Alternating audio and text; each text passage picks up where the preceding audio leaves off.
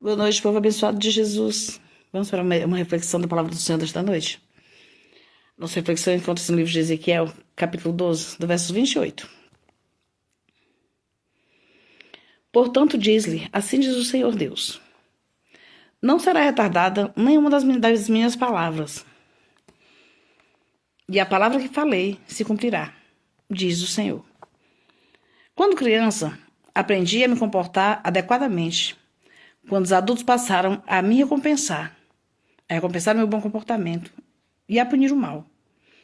Isso funcionava muito bem, porque a recompensa ou a punição geralmente acontecia logo após a minha conduta, tornando a relação entre a causa e o efeito inconfundível.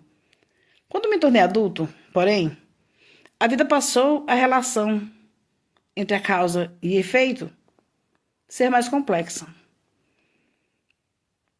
E as consequências das minhas ações nem sempre eram imediatas. Quando me comportava mal e não recebia qualquer punição, começava a achar que, para Deus, não importava o que eu tinha feito. Algo parecido acontecia com os filhos de Israel. Quando os israelitas desobedeciam a Deus e não sofriam imediatamente quaisquer consequências ruins, eles diziam: o Senhor abandonou a terra, o Senhor não nos vê, indicando o fato de acreditarem que Deus havia perdido o interesse por eles e já não se portava com o seu mau comportamento.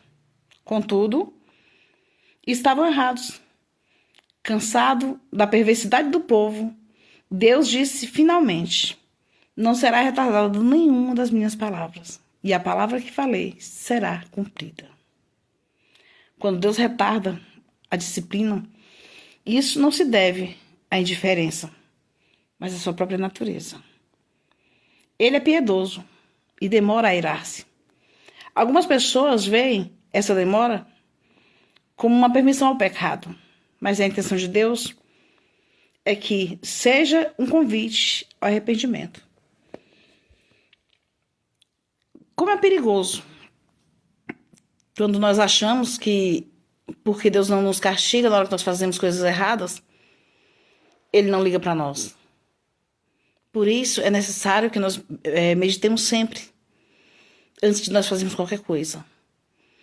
E antes de nós tomarmos qualquer atitude, antes de nós praticarmos qualquer ação, nós devemos orar e pedir a Deus o direcionamento e o discernimento para que o Espírito Santo de Deus nos faça sentir se isso agrada ou não ao Senhor.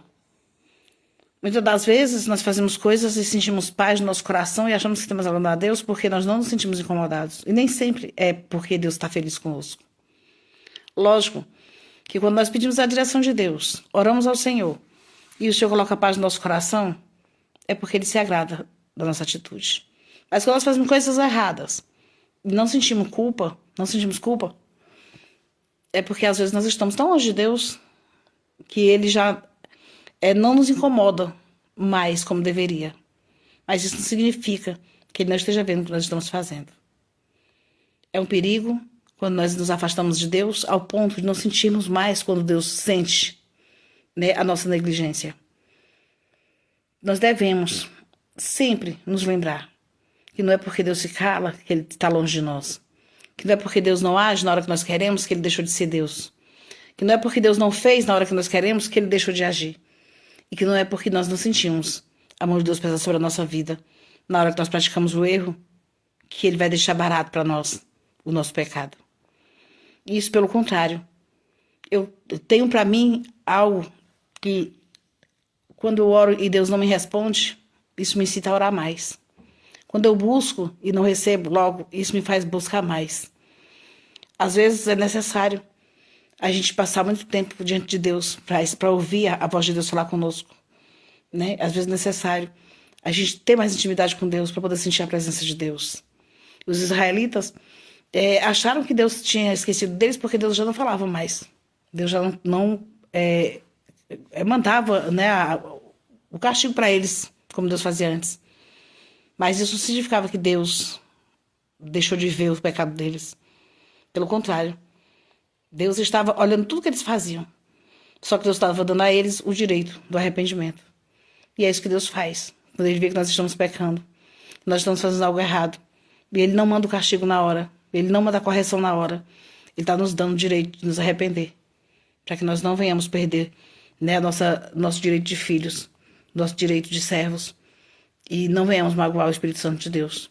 Porque todas as vezes nós magoamos Deus, todas as vezes nós fazemos algo, né, que entristece o coração de Deus, que nos magoa, né, que nos afasta de Deus, isso também machuca o coração de Deus. Vamos meditar sobre isso. Quando você acha que Deus não está agindo, não é porque Ele deixou de cuidar de você, não é porque Ele está longe de você. Ele está lhe dando a oportunidade do arrependimento, de que você se arrependa, de que você volte a Ele. Amém? Vamos pensar sobre isso? Boa noite. Bom sábado.